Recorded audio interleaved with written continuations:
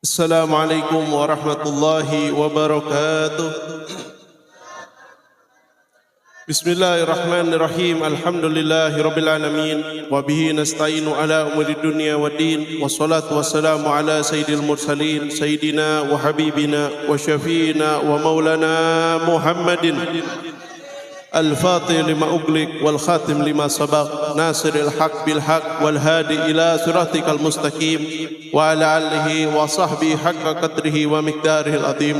Rabbi shrah li sadri wa yassir li amri wahlul 'uqdatam min lisani yafqahu qawli, amma ba'd. Yang kami hormati, kami cintai Al-Walid Al-Habib Ahmad Fahmi bin Abu Bakar Al-Idrus, mudah-mudahan Allah Ta'ala panjangkan umurnya dalam keadaan sehat afiah, ke segala hajatnya dikabulkan oleh Allah Ta'ala. Dan juga tidak lupa pimpinan Majlis Dakwah Lakni Pusat ini Ustaz Muhammad, dan juga segenap daripada cabang-cabang Majlis Dakwah Lakni dari Parung, dari Citayam, dari Sukabumi, dari Cikarang, dari Jakarta, dan dari berbagai macam wilayah. Mudah-mudahan semua diberikan keberkahan oleh Allah Ta'ala. Amin ya rabbal alamin. Alhamdulillah, sudah kita dengarkan bagaimana manaqib sejarah singkat daripada Al-Habib Abdullah bin Abi Bakar Al-Idrus Sahibur Ratib.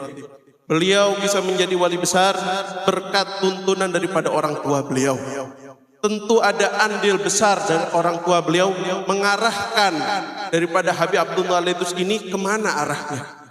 Dan gak cuma dari ayahnya saja, paman beliau pun juga turut mengarahkan kemana arahnya Habib Abdullah Al-Idrus. Kakek beliau pun juga sama, turut mengarahkan kemana arahnya Habib Abdullah Al-Idrus. Maka di sini kita lihat bagaimana nasibnya seorang anak itu bisa diarahkan oleh orang sekitarnya, dapat diarahkan oleh orang-orang sekitarnya, dari mulai orang tuanya, dari mulai pamannya, dari mulai kakeknya.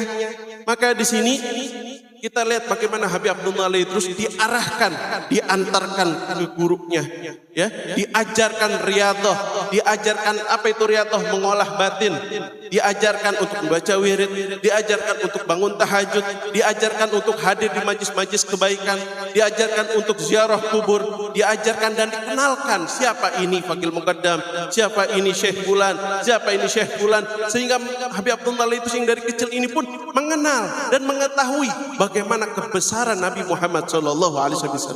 Kenapa? Karena nggak mungkin seseorang bisa mengenal Nabi Muhammad SAW kecuali melalui daripada jalan yang kaum solihin.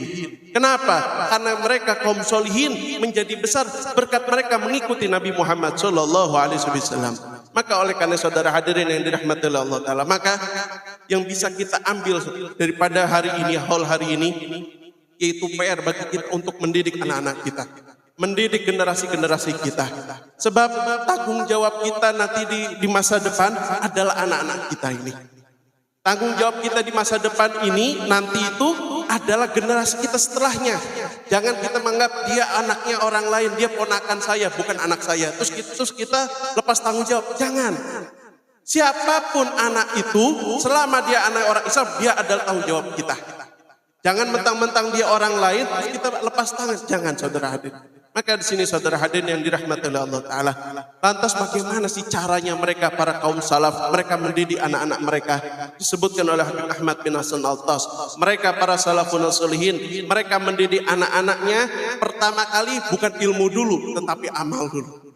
Mereka dididik dengan amal, diajarin baca wirid, diajarin baca ratib, diajarin ziarah kubur, diajarin hadir majlis taklim, kenal kepada kaum solihin. Begitu mereka diajarkan, sehingga ketika mereka dewasa baru diajarkan ilmu tersebut.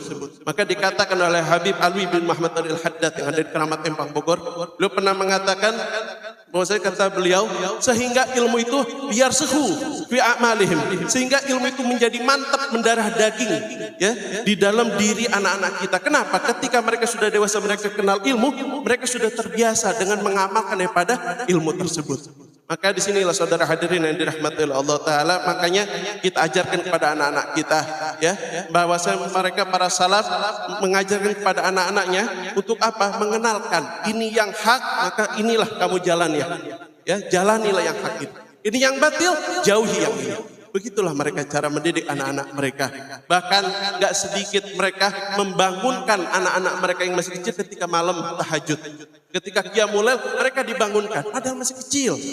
Padahal masih kecil, tapi mereka dibangunkan. Buat apa? Agar mengenal beginilah caranya kaum salihin. Beginilah amaliyahnya orang-orang soleh. Maka di sini saudara hadirin yang dirahmati oleh Allah Subhanahu wa taala, maka jangan pernah meremehkan amal kepada anak-anak kita sekecil apapun. Jangan pernah dianggap anak kita melanggar syariat terus kita biarkan. Anak-anak kita melakukan sesuatu yang haram, kita biarkan. Ah, enggak apa-apa, masih kecil. Kalau dari kecil terbiasa dengan yang haram, bagaimana dengan dewasanya? Lebih dari haram dia bakal terabas. Naudzubillah min. Maka di sini ini ada tanggung jawab kita untuk mendidik anak kita, mendidik generasi-generasi kita. Maka alhamdulillah dengan ada majlis dawalat ini, di mana di Bogor ini kita mendidik anak-anak kita agar menjadi anak yang lebih soleh, agar menjadi anak yang lebih bisa bertanggung jawab. Kita nggak cukup dengan orang yang pintar. Kebanyakan di negeri kita orang pintar pada penipu, betul.